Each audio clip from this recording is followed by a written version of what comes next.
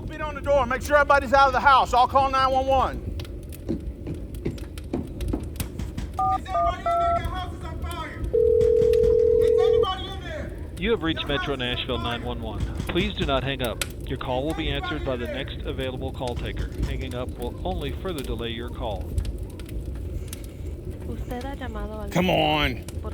Come on. Go try around back. I'm on hold. The following tones are for the hearing impaired. 911, what is the exact location of your emergency? Yeah, there's a house on fire, 1484 Nob Hill Road. We're trying to get everybody out. Scenarios like this happen every day across the country.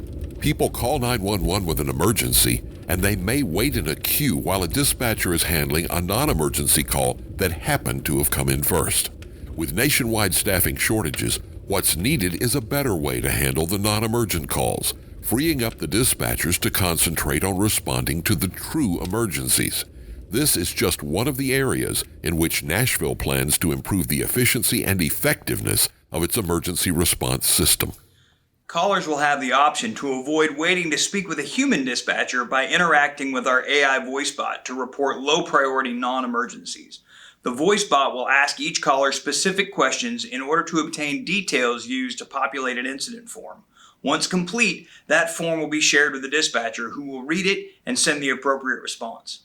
If at any point the AI determines the caller is experiencing or trying to report an in-progress or life-threatening emergency, the caller will be connected to the next available human dispatcher. In Phase 1, we've collected novel survey data and invested in building strong working partnerships with community leaders in Nashville to understand relationships that exist between Nashville's diverse communities and the city's non-emergency response system. We plan on using this information to develop a community-in-the-loop approach to identifying and automating inefficient aspects of Nashville's non-emergency response system. The novelty of this approach is that by directly incorporating community input into the design and implementation of the response system, we'll be better able to ensure that it performs in ways that closely align with the needs of the communities it was designed to serve. Another improvement we want to make is to automate the recording of our fire and medic units en route and on scene times. Now, the way this is currently handled is that one of the crew members pushes a button on a screen to indicate that they're either on their way to an incident or that they've arrived. But it's far too easy to miss and hit the wrong button, or to miss it altogether because they're concentrating more on that house with fire pouring out of the windows. We want to employ an automated solution that will track temporal and spatial information to notate these response times more consistently and more accurately. This will free up our crews to focus on the task at hand and will allow us to optimize resource placement throughout the county.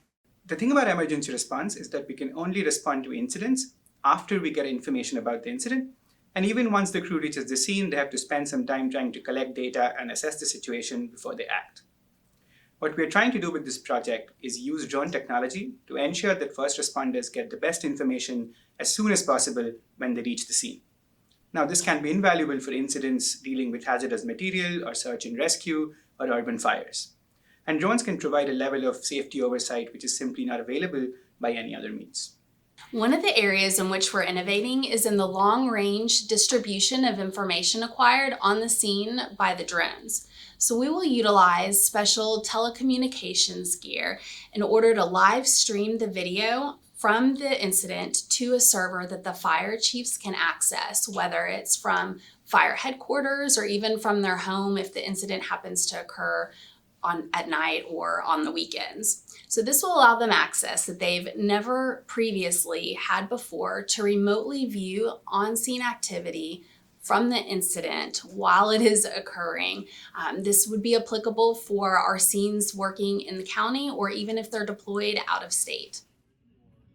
Through the innovative use of these state-of-the-art AI technologies, dispatchers can be reserved for answering the most urgent 911 calls, minimizing hold times for those in distress. Future fire station and vehicle locations can be better optimized to ensure the most efficient response possible. And emergency response crews can obtain essential information faster and more safely than ever before.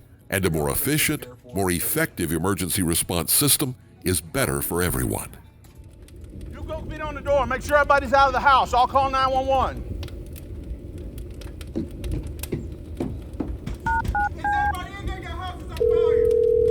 Metro Nashville 911, what is the location of your emergency? Yeah, there's a house on fire, 1484 Nob Hill Road. We're trying to get everybody out. Help is on the way, sir. We have an engine 2 minutes from your location.